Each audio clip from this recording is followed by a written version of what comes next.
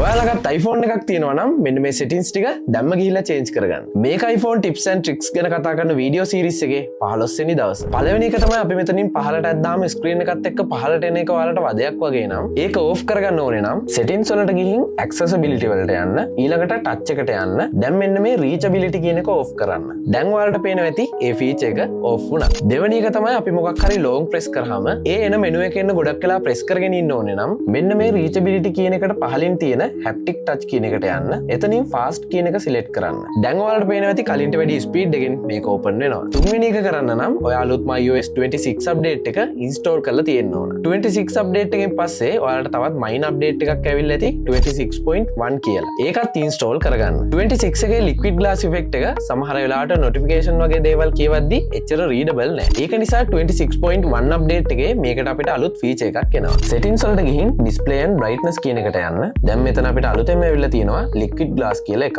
ඒකෙන් tinted කියන එක choose කරන්න. දැන් ඔයාලට පේනවා ඇති කලින්ට වැඩිය glass effect එක readable කියලා. මේ වගේ තවත් interesting video එකකින් ඉක්මනින්